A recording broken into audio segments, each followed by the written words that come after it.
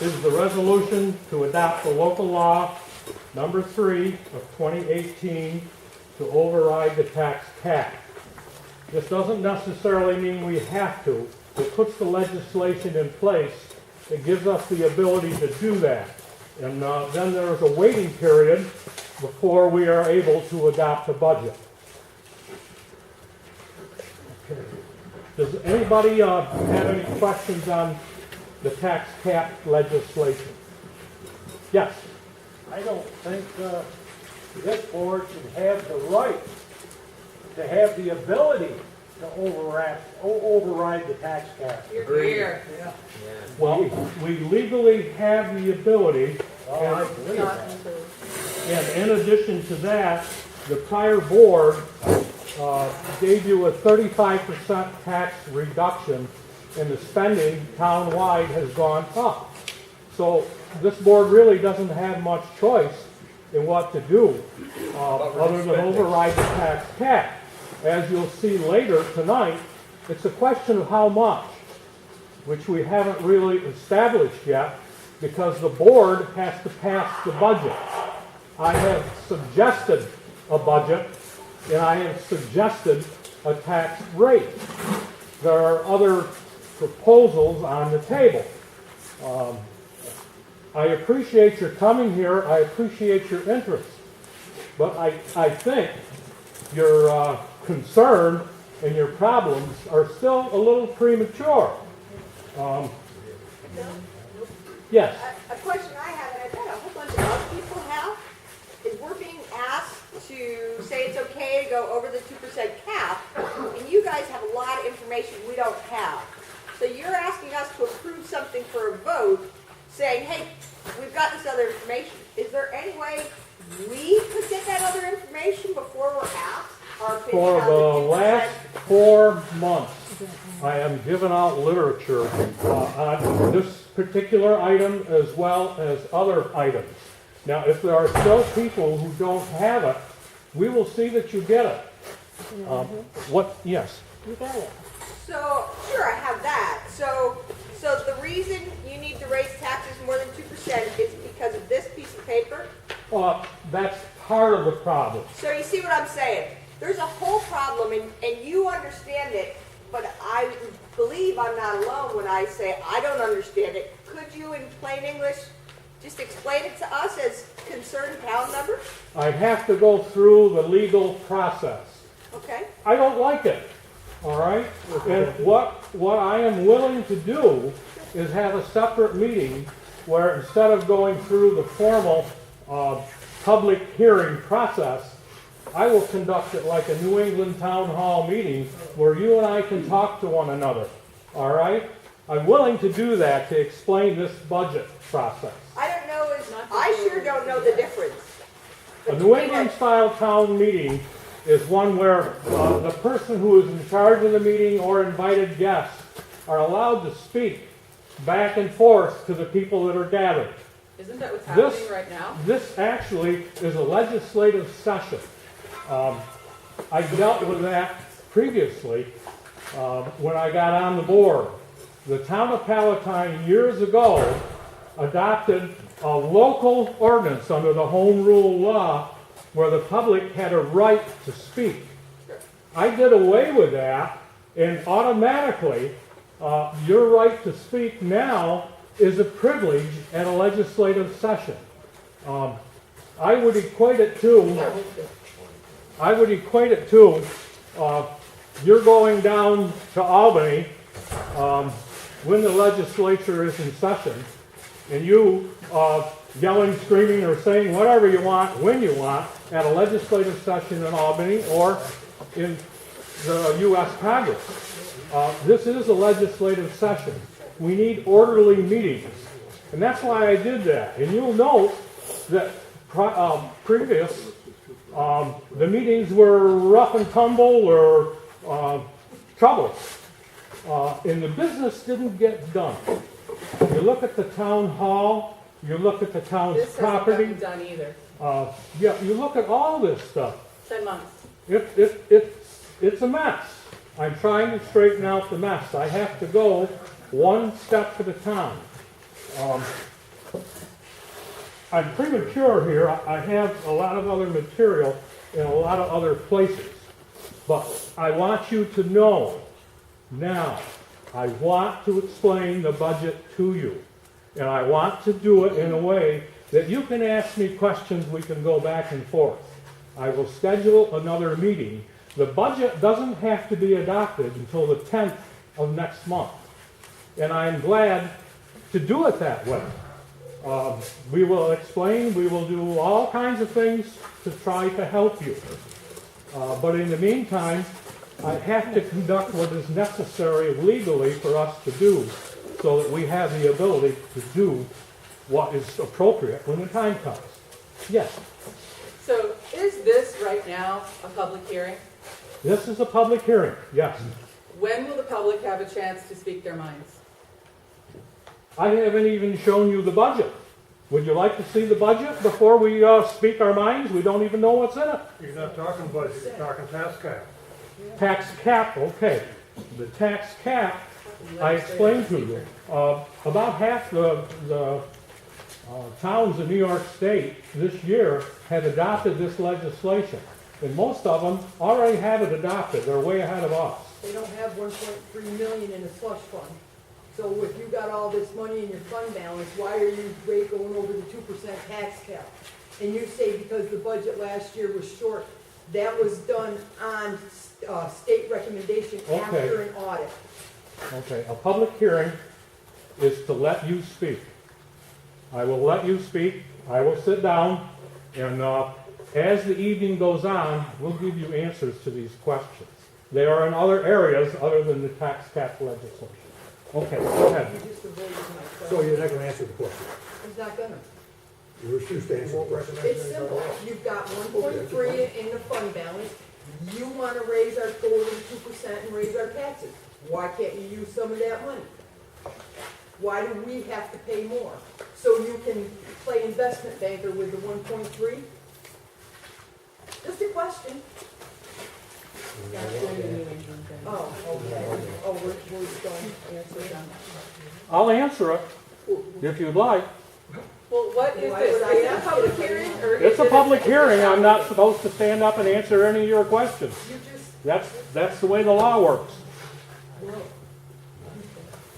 Yeah, Very confusing. Mr. Supervisor, this public hearing commenced at 6 o'clock this afternoon.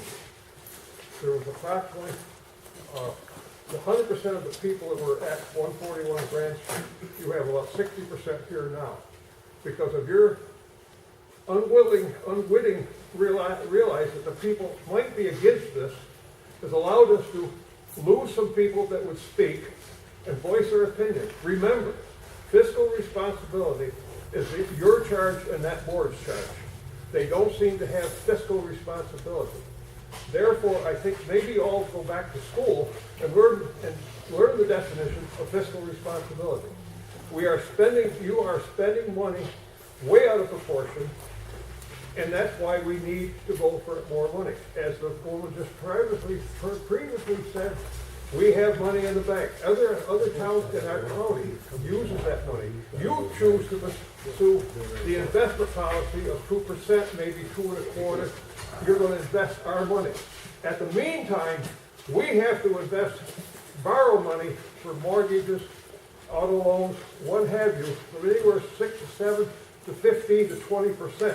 Now you tell me, I know you're not answering questions, but the question is, do you tell me this is right for the people? Think about that. Yes, the board, think about that. anybody else? I agree. Okay, Yes, I agree as well. yes. My name is Earl Spencer, and I'm here to raise the strongest objection that I can to any increase in the Palatine tax cap. Historically, the current tax rate has allowed the town to accumulate between $1.1 and $1.5 million in reserve and surplus funds. This alone is sufficient proof that you cannot justify raising the tax rate at all. Obviously, some of the previously referred to surpluses should be used first before you raise taxes in the town. But unfortunately, I see what you're doing. On one hand, you're playing with taxpayers' money with investment proposals that are just plain unethical so that you can continue to sit on those pots of money. It's not your job to try to enhance the value of the reserve funds. As you try to increase yield, you also increase risk. Your job is to make sure that the funds are in a secure place so that they're available when they're needed. On the other hand, you're trying to make taxpayers fund at least two of your proposed projects. These projects include placating an overpaid part-time highway superintendent with a continuing flow of unneeded and oversized equipment. This equipment eventually will outgrow the current garage and will lead to an expansion of those facilities. The other stated project is to substantially increase the town's bureaucracy by vastly adding to the office and court square footage.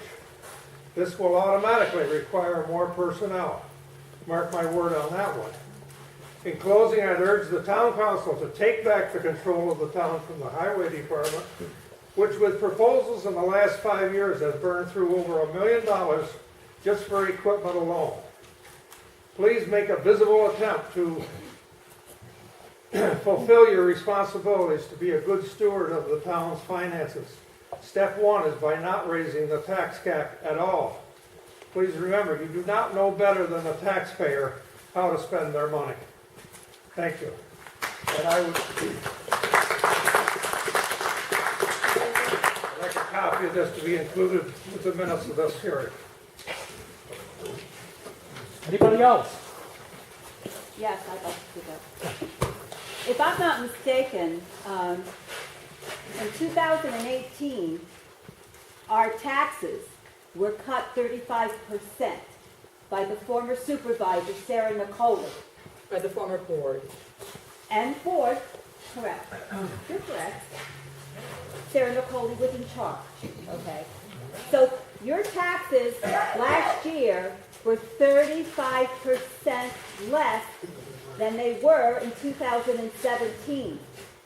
So now we were behind by $250,000 in our normal budget because of that. That's crap. My turn to speak, please. So, in the meantime, it is necessary just to pay the necessary budget to bring it back up to the 35%. And we're in a hole, so we need to add another percentage, and that's what we're here to discuss. Your taxes aren't going up any higher than what they were in 2017. So it's going to be the same plus maybe 3 or 4%, which is what we're here to discuss. It's got to be raised back up to that right now, or we're going to be in the hole. That's the problem. And as far as the money goes, the money that was in the accounts here before was in a bank down south, in south someplace in New York, making $323 a year. Mr. McLaughlin and the board now are trying to make it work for us. Right now it's collected $4,000. So if it stays in for a year, we tend to make $19,000 to $30,000 on it, depending upon the market. $323 versus right now $4,000. That's what we're here to discuss today. What do you want to do with the money?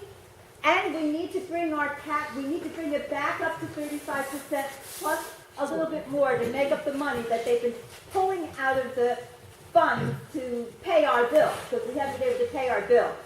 That's all it is. It's not going up to 50% like you've been told, which is exaggerated. Could it go up to 50%? Excuse me? Could it go up to 50%? No. It could not? No. No.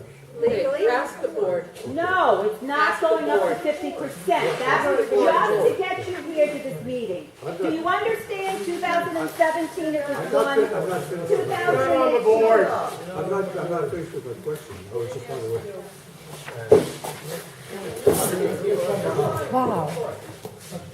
My question was, we have a deficit. Wait, I can't hear you. We have a deficit of $330,000 now. And that we're on a fiscal year or calendar year? Calendar year. So it's over the end of this December, is that correct? So we're $330,000 in the hole between now and December. Is that correct? That I don't know, you have to ask. I mean, that's just a basic question. That's what she just said, but she's not on the board. Is anybody gonna answer the question? No. No, not tonight. So, Once we get past all this, I have information that you're asking questions about. Why don't you But start the with the legal information format for this hearing is, it's a public hearing. I understand it's a public hearing. Even the employees of this town told me, don't open your mouth at the public hearing. Let them say whatever they want, and then the board has got to do their thing. So I can't ask a question. I don't like it. Yeah, you can ask it, but I'm not supposed to answer it. Can anybody in the board answer the question? No, that's not fair, because those people don't live here. You're asking people that live in the town of Palatine Bridge. I would love to have a New England Town Hall type meeting Wait a minute. and talk with you all night long. You're It's asking- okay. I'm just gonna talk to the wall. You're not gonna answer me. Mr. Wall, you're asking the people of Palatine Bridge to come up with money to offset the deficit, whatever the deficit might be, because we're not sure what it is, because no one quite knows what it is. Maybe they do, but keeping it a secret. But there is a reserve. But there is a reserve, yes, there's money in the bank, we have money in the bank. According to this, we're $350,000 in the hole. Because we had a deficit last year, we went down 3%, that's wonderful, that's good business. But all of a sudden, we're back up to $300,000 in the hole. Why we're there, I have no idea, because no one's gonna give anybody any information, because it's a big secret. Why can't we just see what's gonna happen this year? Why can't we just, I would rather see you assess everybody in the town $10 to raise $330,000 than to raise the budget, because you'll never get the budget down again once it goes up. And you're talking about a lot of senior citizens that live in Palatine Bridge, me being one that's been here over 100 and some odd years in this town, in the same house, paying my taxes, sometimes a little difficult. Every year, you're asking me to come up with more money just so I can maintain my home, to be a good citizen of this town, which I happen to like. And you're gonna force me to move out, sell my house at a loss possibly, and move out of the town of Montgomery County where I was born, my family lives here. And you're asking, and my father built a house. And you're asking everybody else the same question. Are they gonna stay here because of taxes and because of the way the town is run and all these big vehicles that we've got to plow snow? Which we probably do need because they're very important, they look beautiful, besides the ashtrays that's full, we need fuel. So you're asking a lot of people, it's a very heavy question. You're asking their lives, the next 10 to 15, for the rest of their life, and their children, grandchildren. Right now, the people are moving out of Montgomery County because of the other reasons. We all know what they are. I just got a call, I just got a notice the other day, my insurance on my home is not applicable in the Montgomery County. We decided not to service Montgomery County, this particular insurance company. Now, I'm not looking for another insurance company that's making my insurance on myself and my home. I'm being forced, and this is another way of forcing me out of this town that my family's been here for many years. I was along with some of these people. I'm just probably new from here, 125 years. So it's a burden, and I don't like it. I just don't like it. I think it's unfair. And I just think you're asking a lot. I'm taking a lot on your shoulders by raising taxes of these people. I pass the floor to this gentleman. Is it my understanding the taxes went down 35%? Or the budget is just gone over, they spent 35% more than they should have? Because my taxes sure as hell didn't go down, they did go up. I'm not gonna say a lot, but they went up every year. How many other people's have gone down? Has anybody's gone down 35%? This is my beef. I didn't like that statement. You know, I don't know without stepping. Either I'm not understanding or what. There's a 35% deficit in the budget, or my taxes went down 35%. Vicky, can I speak now? Okay. Thank you. And because I see the smirk coming from the supervisor, so I want to get my licks in first. My name is John McClone. And in particular, Sean and Betty, who've been at this for quite some time, can remember being in this barn in 2005 when we talked about the first reevaluation, reassessment. That's a $150,000 item in the town of Canajoharie when they went to a 100% valuation. Supervisor, I have no idea whether your budget and when you're planning includes line items for things that are crucial to the taxpayers of this town. Because your school aid is less than it would be if these people, Sean and Betty in particular, had had some gumption in the past to get a valuation up to 100%. Your sales tax split with the county is less than it should be because of the decisions or the feet of clay that occurred in the past. I addressed that. No, you'll wait until I'm finished. You have many issues in this town, and highway department equipment, as Jim Gallo said, you know, the ashtrays are filled, it looks great and shiny. You know, you spend money on lawyers and fighting without strategic planning on a multi-year basis. And those of you who have been at this for a while ought to know that the third rail of this town is people's property taxes. And you should be fighting for just that, to lower and control. And Sandra McCullough was absolutely incorrect in what she said, but I've heard enough of that disambiguation over the years. So let's get this straight. You have a declining population of older people, lower incomes, and you still haven't tackled the big issues, which is getting the fiscal house in order. Instead, you're focusing on courts and Pizza Huts and going above a 2% tax cap. Bill McLaughlin said that many towns in New York State have voted to override the tax cap. What he failed to say was that most of those towns, and Canajoharie is one of them, they reverse that vote once they get through the budget process. The town of Canajoharie has overridden its 2% cap, and then they reverse it. They do that simply so that they can do fund balancing and balance state aid. So if we're going to put facts out there that sound very comforting to people, let's make sure that they're accurate. Thank you. Anybody else? Yes.